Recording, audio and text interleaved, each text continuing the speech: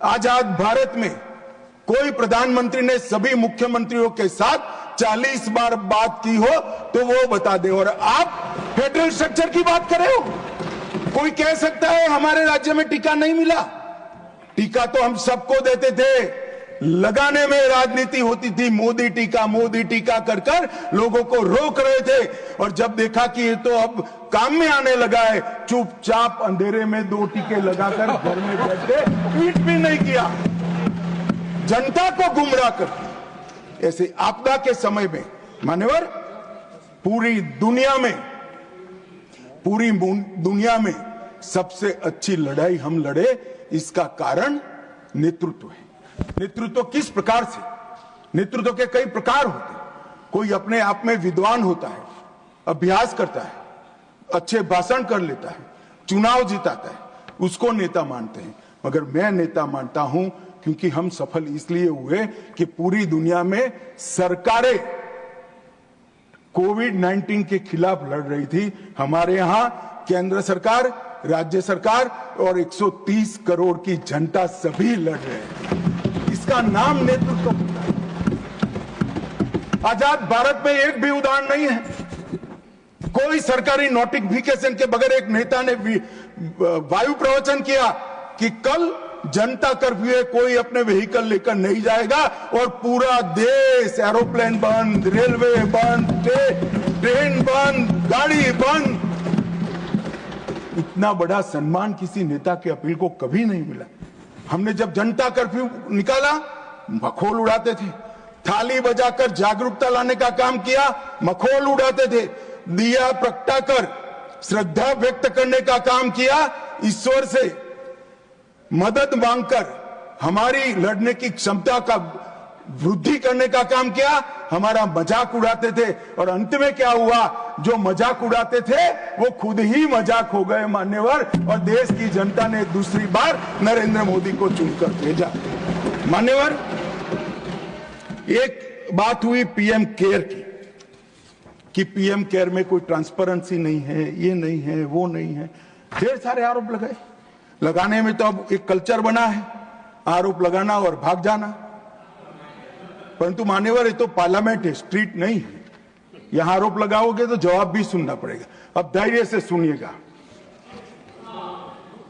प्रधानमंत्री राष्ट्रीय राहत कोष कांग्रेस के शासन में बना मान्यवर, और पीएम केयर्स नरेंद्र मोदी जी के शासन में बना, एनडीए के शासन में बना।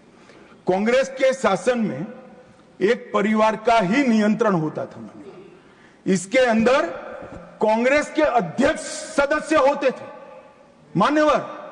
कांग्रेस के अध्यक्ष सरकारी फंड में कांग्रेस के अध्यक्ष रहते। क्या जवाब दोगे देश की जनता को? ऐसा मानते कोई पढ़ता नहीं है, देखता नहीं है। हमारे यहां प्रधानमंत्री जी, रक्षा मंत्री, गृह मंत्री, वित्त मंत्री है, पदेन है। कल अगर हम नहीं रहेंगे, ऐसा होने वाला नहीं है, मगर नहीं रहेंगे तो आप अगर बैठो।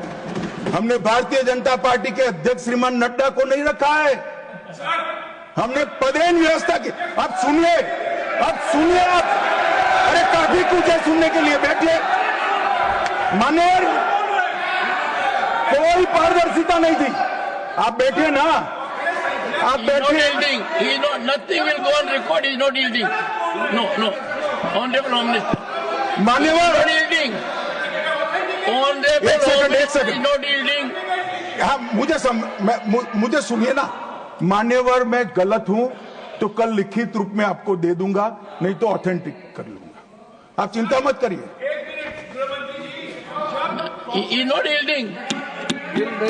मान्यवर, जवाब बीच में देने की प्रथा है हमारी क्या? He is not yielding. Nothing will go on record. He is not yielding. No, he is not yielding. मान्यवर, वो बोल रहे थे, मैं कुछ नहीं बोला। उनको लगा कि बैठा बैठा सुन रहा है, ठीक ही है। ऐसा नहीं होता है भाई। मान्यवर, ये फंड का उपयोग क्या हुआ? प्रधानमंत्री राहत कोष के फंड में से राजीव गांधी फाउंडेशन को फंड दिया गया। अबे राजीव गांधी फाउंडेशन कौन चलाता है? कांग्रेस की अध्यक्ष और उनका परिवार चलाता है मान्यवर, तत्कालीन कांग्रेस की अध्यक्ष। मान्यवर, फंड का ट्रांसपेरेंट उपयोग है। हमने क्या किया? कोरोना महामारी, आपदा राहत, ऑक्सीजन प्लांट, वेंटिलेटर, गरीबों को सहायता और टीकाकरण के लिए इसका खर्च करने का काम भारतीय जनता पार्टी के प्रधानमंत्री। मान्यवर, जवाबदेही, कोई स्पष्ट पारदर्शिता नहीं थी, फंड के उपयोग के लिए कोई कमेटी नहीं थी। यहां पर प्रधानमंत्री जी के प्रधान सचिव जो ब्यूरोक्रेट होते हैं उनकी अध्यक्षता में 5 सचिवों का कमेटी बनाया गया है। वो रेकमेंड करता है, फिर वो ट्रस्टियों के सामने आता है और तब जाकर खर्च होता है। कोई सिस्टम नहीं था, अपने घर से ऑर्डर कर देते थे मान्यवर, और कोई भी प्रकार की जवाबदेही के बगैर दान स्वीकार कर लिया जाता है। आज पूरे दान का रिकॉर्ड है और पारदर्शी ढंग से संचालित होता है। मान्यवर, हमने राहत कार्य के साथ साथ कई प्रकार के इनोवेटिव सहायता भी की है और राजनीतिक हस्तक्षेप इसमें कोई नहीं है। सभी जनता के चुने हुए नुमाइंदे और सरकार के 5 प्रमुख पद पर बैठे हुए मंत्री ही इसके अंदर काम करते हैं, पार्टी का कोई नहीं। अब देश की जनता तय करे कि पारदर्शिता कहां है। आप पारदर्शिता के मामले में तो बोलिए ही मत।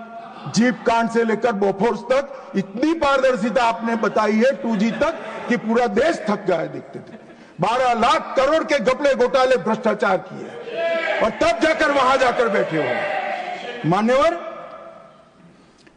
ये राजीव गांधी फाउंडेशन, इसके लिए भी बताने के लिए बहुत कुछ है, मगर मैं बता नहीं सकता, बताना नहीं चाहता।